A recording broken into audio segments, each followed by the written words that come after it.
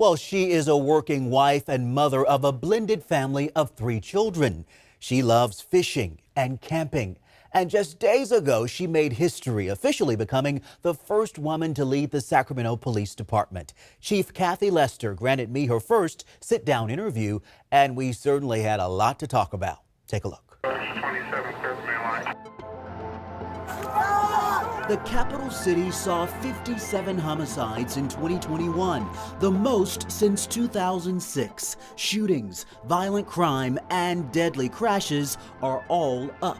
We know that most violent crime is committed by a small number of offenders in small geographic areas. So let's focus on those offenders and let's address those issues. But what you won't see from us is this flood of police in neighborhoods stopping everybody to try and solve or bring down crime. I just don't think that's the answer. And so, as Sacramento makes history swearing in the first woman to ever lead the police department, Chief Kathy Lester is hitting the ground running. I think everybody does. Police departments never slow down. These are 24/7 operations. They don't take a break when you need a new chief, It's not like they say, okay, hold on. We have to get this girl up to speed for a month or two, I did have the fortune of being able to be a second in command here for quite a while. So I felt like at least I had some insight to the city, the department, and our community, which has made that transition easier for sure. The cool thing is, so you've been in business 27 years in the Sacramento Police Department, and before you joined the police department, you were in the Army?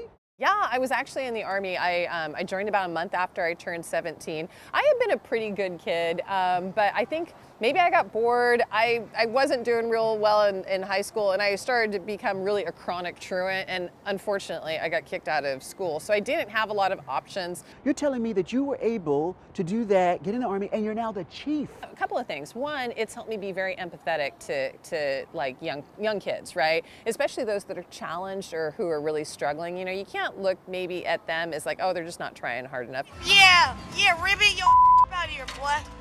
It is hard to believe those are 12-year-olds cursing out Sacramento police officers.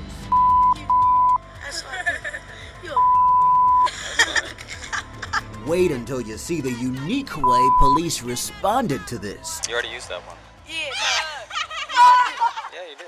Yes, the officers sought to de-escalate the situation. These types of encounters often go unnoticed. Chief Lester says the community will soon have a way to better highlight good and bad experiences with police. So we're going to be implementing some technology that gives people the ability to provide feedback on their interaction with our officers and to take surveys, as well as being able to know what's going on with their case, for example. And then I also hope that we can give some positive feedback to our officers, because I believe that officers are doing a great job every day, but we don't really have a chance to share that with them.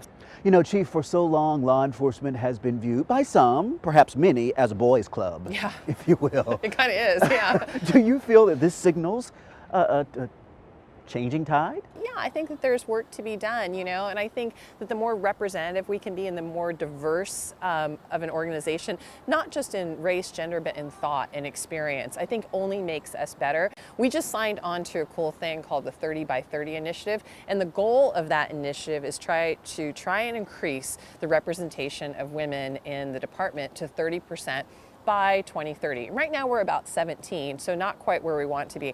But I really like it because even though we are trying to do everything we can, there's a lot of really smart people and researchers and professionals that are working on this. And I hope that what we can learn from that initiative can also apply to just increasing diversity department-wide. So I'm excited about that initiative. If people don't take anything else away from this conversation, what would you hope they remember? Chief has a couple of jobs. One is really the internal engagement as much as the external engagement, and it's been really hard on police officers for the last several years in particular. Our city has been through a lot, as you know, and our officers have been there every single day of it. When people have been home, for the pandemic, our officers were here 24/7, working through really challenging times, and for that, they have my ultimate respect.